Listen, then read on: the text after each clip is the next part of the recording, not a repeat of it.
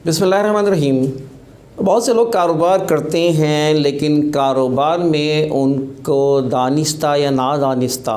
बल्कि बहुत से लोग ऐसे जो नादानिस्ता उस कारोबार में गफलत का शिकार होते हैं, और गफलत इस मायने में कि वो दरअसल एक हराम कारोबार को कर रहे होते हैं, उनको अंदाज़ा नहीं है। आज मैं अपनी वीडियो में बताऊंगा कि दरअसल आपके पास क्या पैमाना है जिसके ज़रिए आप समझ सकें कि आपका कारोबार जो आप कर रहे हैं वो हलाल है कि हराम है, वो अल्लाह को पसंद है कि नापसंद है। आप अपनी मेहनत कर रहे हैं और खुदा न करे वो कल आपके लिए वबाल का ज़रिया बने। याद रखें कि एक बहुत बड़ा बुनियादी फ़र्क है, और उस बुनियादी फ़र्क को समझें कि इस्लाम ने जो चीज़ पसंद की है वो दरअसल एक कारोबार है, यानी एक इक्विटी बेस्ड सर्विसेज है। जिस कारोबार के पीछे कोई माल हो, जिस कारोबार के पीछे इक्विटी है, यानी इक्विटी बेस्ड सर्विसेज हो, इक्विटी बेस्ड कोई फाइनेंस की जो है मोटिवेशन है, तो फिर वो कारोबार सही है। और जिसके पीछे कोई जिस चीज़ के पीछे कारोबार ना हो असल में, या इक्विटी ना है, या कोई माल ना हो, तो फिर ऐसा कारोबार वो हराम, यानी जिसे कहते हैं पैसे से पैसा बनाना, ये दरअसल जो है वो हराम है। और मैं आपको बताऊं कि हमारे बहुत से नौजवान आजकल इस तरह के कारोबारों में लगे हुए हैं। ज़ाहिर है परेशानियां हैं, माशी मसाइल हैं। तो पाकिस्तान में ख़ास तौर पे बहुत से नौजवान जो है ना, वो बहुत से ऐसे इंटरनेट की सहूलत भी हासिल है, और बहुत से ऐसे वो कारोबार को बड़ी शौक़ से खुशी कर रहे होते हैं, लेकिन दरअसल उनको ये पता नहीं होता कि वो जो एक्टिविटीज़ कर रहे हैं जिससे पैसा तो मिल रहा है, उनको पैसा तो कमा रहे हैं, खुशनुमा बाग तो उनको नज़र आते हैं, लेकिन दरअसल पीछे उसके क्या है, और पीछे वो कोई कारोबार है कि नहीं, और वो दरअसल हराम का काम कर रहे हैं। ख़ास तौर पे मल्टी लेवल मार्केटिंग कहलाती है, जिसमें मेंबर दर मेंबर बनाते चले जाएं, और मेंबर दर मेंबर बनाने के बाद वो कमीशंस मिलना शुरू हो जाता है। इसी तरह एक इसको पिरामिड मार्केटिंग भी कहती है, जिसका सिलसिला ऊपर से शुरू होता है और नीचे तक चला जाता है, और इसमें एक बाकायदा एक फ्रॉड एक बहुत बड़ा हो रहा है। उसमें एक कुछ लोग प्लान करते हैं, उस प्लान करने के साथ साथ जो है ना वो मेंबर्स बनाना शुरू कर देते हैं, और दरअसल कोई कारोबार पीछे नहीं होता, बस एक शो कर रहे होते हैं कि भाई कोई सोने का सिक्का दिखा दिया, कोई और चीज़ दिखा दी।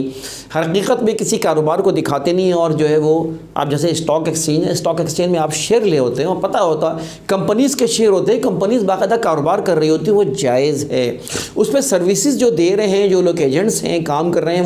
वो सर्विसेज भी दरअसल जायज़ हैं। लेकिन दूसरे किस्म के, जैसे पैसा से पैसा बनाना है, पीछे कोई कारोबार ना हो, कोई इक्विटी ना हो, कोई माल ना हो, कोई तिजारत ना हो, तो फिर उस पर काम करना भी, उसके बतौर एजेंट भी या किसी भी हैसियत से काम करना, वो दरअसल टोटली हराम है वो। तो दरअसल मैं आपको ये बात बता रहा था कि पिरामिड मार्केटिंग या मल्टी लेवल मार्केटिंग में यही होता है कि दरअसल कुछ लोग प्लान करते हैं और ऊपर वो पैसा में मेंबर्स बनाना शुरू कर देते हैं, और एक झांसा देते हैं कारोबार का, लेकिन कारोबार असल में वो शो नहीं कर रहे होते। कारोबार ना, उनका कारोबार किसी स्टॉक एक्सचेंज में किसी और जगह रिकॉग्नाइज होता है, इसलिए कारोबार होता ही नहीं है। तो लिहाजा हम तहकीक करें, मालूम करें, पूछें कि इसके पीछे कोई कारोबार है कि नहीं। और आप इंटरनेट के ज़रिए ख़ास तौर पर बड़ी तादाद नौजवानों की वो इन्वॉल्व हो गई है, और इस इंटरनेट के ज़रिए वो पैसा कमा तो रहे हैं, लेकिन ये पूरी एक जो चेन चल रही है, इसका वक्त होता है, उसके बाद ये एकदम से ख़त्म हो जाता है, इसलिए कि इसकी कोई बुनियाद नहीं होती, इसके पीछे कारोबार नहीं होता, और वो कमीशन बना चला होता है। एक वक्त आता है कि जब लाखों मेंबर्स नीचे बन चुके होते हैं, और ऊपर वालों के पास सारा पैसा सिमट के जा रहा होता है, और वो एकदम से जो है वो जब काम ख़त्म होता है तो पैसा समेट के ऊपर वाले गायब हो जाते हैं, और नीचे वो कंपनी भी गायब हो जाती है, और नीचे के लोग जो है ना वो जो आखिर में होते हैं वो बिल्कुल उनके हाथ कुछ नहीं आता। और ये एक सिलसिला, इसको समझने के लिए आप एक बात समझें कि इसमें थोड़ी सी इस्लामी बैंकिंग भी आपको समझ में आएगी कि इस्लामी बैंकिंग है क्या, और इस्लामी बैंकिंग को बाहर के ममालिक जो है इख्तियार भी इसीलिए करते हैं कि वो इक्विटी बेस जो है वो फाइनेंसिंग है। अब दरअसल ये पुरानी बात है, जब ये 1600-1700 की बात है कि जब ये साहूकार कहलाया करते थे, जो ख़ास तौर पे यहूदियों का ये कारोबार था कि वो सोनार हुआ करते थे, और वो लोगों का एक अमानत के तौर पे सोना रखा करते थे। अब उनके पास लोगों ने सोना देना शुरू कर दिया, और वो जब उन साहूकारों ने, जब यहूदियों ने देखा कि यार मुझ पे लोग एतबार करके अमानतें रखवाते हैं, और फिर वो करते वो थे, एक पर्ची जारी कर दिया करते थे, वो पर्ची उसको दे दिया करते कि लो ये जाके तुम, वो पर्ची जाके आप मार्केट में चलती थी। मिसाल के तौर पे 1 लाख रुपए का किसी ने सोना रखवाया तो 1 लाख की पर्ची जारी कर दी, और 1 लाख की पर्ची वो काम आती थी, वो कहीं वो किसी जगह दे देते हो, यकीनन उसकी हैसियत होती थी। जब साहूकारों ने देखा कि यार ये तो बड़ी हमारी पर्ची बड़ी अहम है, काम की है, तो उन्होंने फिर वो पर्चियाँ जो है एक जाली जाना शुरू कर दी। यहीं से शुरू हो जाती है पैसे पे पैसा बनाना, क्योंकि पीछे मिसाल के तौर पे उनके पास जो है 10 करोड़ रुपए का सोना होगा, 10 करोड़ रुपए के से ऊपर अगर वो पर्चियाँ जारी करना शुरू कर देंगे तो वो दरअसल वहीं से इन्फ्लेशन बढ़ता है, वहीं से जो है नुकसानात पैदा होते हैं, वहीं से जो है इस्लाम उसी चीज़ को हराम करार देता है कि दरअसल वो पर्चियाँ जो है वो उन्होंने साहूकारों को देना शुरू कर दी। और इस तरह जो है ना, वो आपको ये भी बताता चलूँ कि 2007 में जो अमेरिका और यूरोप में बहुत बड़ा एक डिज़ास्टर आया और मालियाती इदारे तबाह हो गए और 10 लाख के करीब मालियाती इदारे जो है वो बिक गए, बैंक्स के बहुत ज़्यादा नुकसान हुआ और पूरी यानी इंडस्ट्रीज़ बैठ गई। वजह ये था कि ये सारी मालियाती बहरान ये था कि वो दरअसल वो पैसे पे पैसा बनाना, उन्होंने इस्लामी बैंकारी के तरीक़ेकार को इख्तियार नहीं किया था, यानी ये कि इक्विटी बेस्ड सर्विसेज सारी नहीं थी उनकी, और उन्होंने जिसे कहते हैं कि साहूकार टोपियाँ बटोपियाँ चलाता है, और यहीं से वो जो है तबाही शुरू होती है। और 2010 में भी जो है यूरोप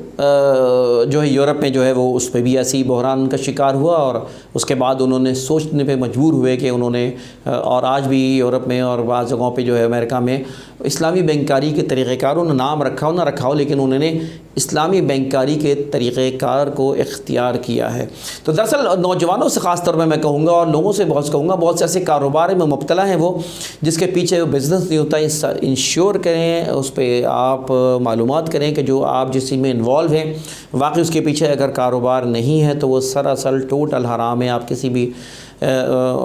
मुफ्ती से फ़तवा ले लें। और अच्छा, फ़तवे की भी मैं आपको जब बात बताऊं तो फ़तवे का भी तरीक़ेकार को जिस तरह होता है कि देखें, वो लोग जो है ना जो इस तरह का फ्रॉड और कारोबार कर रहे होते हैं और बड़ी बड़ी वो फ़तवे दिखा रहे होते हैं और बड़ी इस्लामी बातें कर रहे होते हैं, अगर सही कारोबार होता है तो ज़रूरत ही नहीं पड़ती इस तरह की बातें करने की, ये इस्लामी और ये होना फ़लाना होना, हमें इस कारोबार का पता है। और रसूल सल्लल्लाहु अलैहि वसल्लम की भी अहादीस और बल्कि कुरान में भी ये बात आती है कि कुफ़ार मक्का समझते थे कान इधर से मतलब पकड़ो, कान इधर से पकड़ो। बड़ा फ़र्क है। एक जानवर जिसको आप तकबीर अल्लाह अकबर कह के आप छुरी फेरें तो वह हलाल हो गया, और बग़ैर छुरी के आप उस पर छुरी फेर दें बग़ैर अल्लाह अकबर कहे तो वो हराम हो गया। यही इस्लाम का कारोबार है कि तरीक़ेकार के थोड़े फ़र्क के साथ वो हलाल हो जाता है, तरीक़ेकार के थोड़े फ़र्क के साथ हराम हो जाता है। और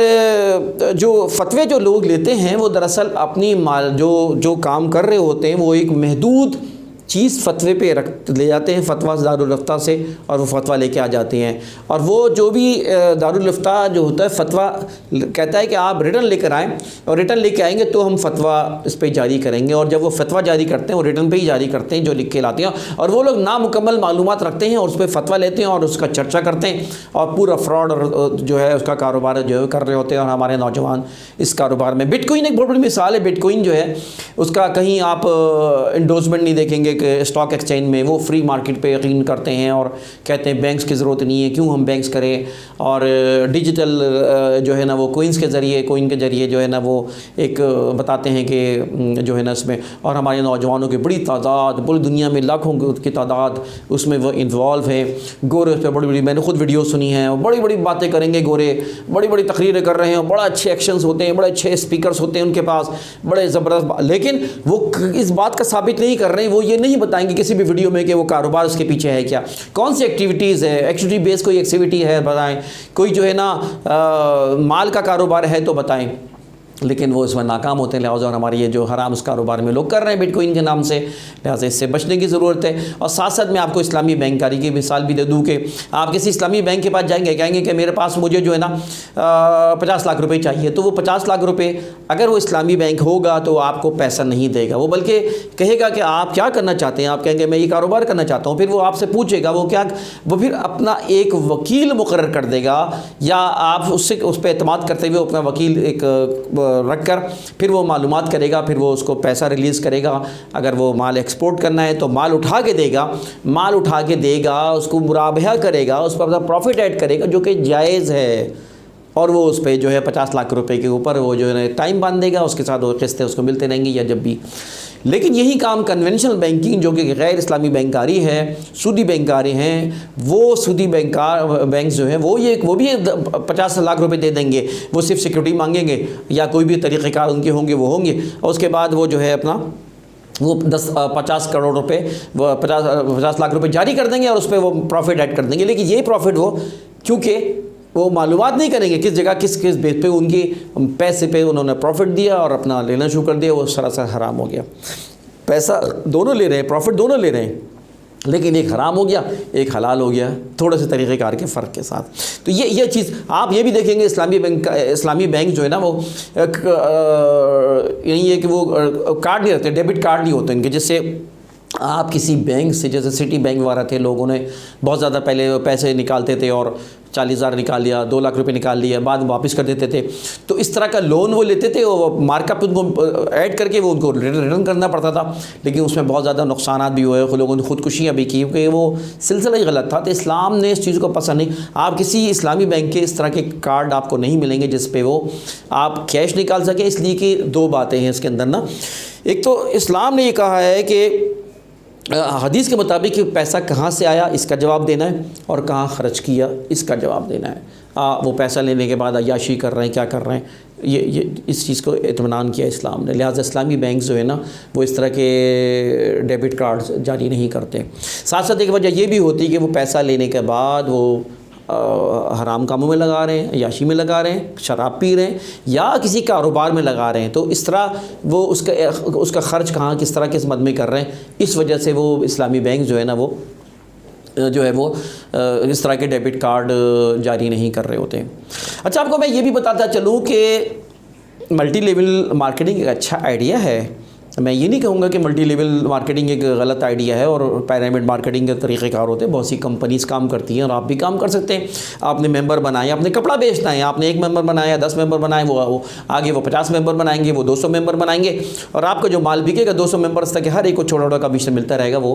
बिकता रहेगा। दुनिया में बहुत सी ब्यूटिफिकेशंस की प्रोडक्ट्स आती हैं और मैं नाम तो नहीं लूँगा, लेकिन एक बहुत बड़ी कंपनी है, मैं जानता हूँ पाकिस्तान में भी, पूरी दुनिया में वो कारोबार कर रहे हैं। वो अपना पैसा जो है किसी मार्केटिंग पे खर्च नहीं करते, वो टीवी में बड़े बड़े ऐड नहीं देते, अखबारात में ऐड नहीं देते, वो अपना पैसा मार्केटिंग का पास ऑन करते हैं अपनी मल्टी लेवल मार्केटिंग। सीना दर सीना उनकी मार्केटिंग होती है। पूरी दुनिया में एक प्रोडक्ट है जिसको मैं जानता हूँ, वो पूरी दुनिया में उनके जो है ना वो मेंबर्स हैं, लाखों की करोड़ों की तादाद में उनके मेंबर हैं और वहाँ पे लोग कमा रहे हैं। मैंने खुद देखा है पाकिस्तान बहुत से लोग कमा रहे हैं उस, और वो यूरोप की एक कंपनी है मशहूर,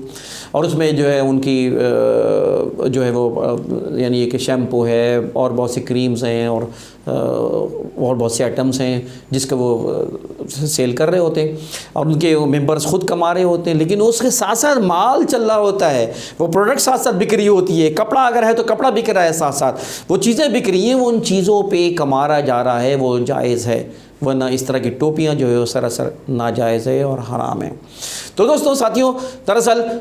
ये ज़रूरी है कि आज के नौजवान को बताया जाए कि इस्लाम क्या कहता है और किन चीज़ों की जो है वो करने से जो है हम बजाय कारोबार समझते हैं और उसमें इन्वॉल्व हो जाते हैं, लेकिन दरअसल हराम, टोटल हराम की तरफ हम काम कर रहे होते हैं। तो इस तरह के हमें कारोबार से बचना चाहिए। मुझे उम्मीद है कि आप मेरी वीडियो शेयर करेंगे ताकि बहुत ज़्यादा लोगों को मालूमात हो, और मेरे चैनल को भी सब्सक्राइब करेंगे ताकि इंशाअल्लाह ताला इस तरह की मालूमात आप तक मैं पहुँचाता रहूँ।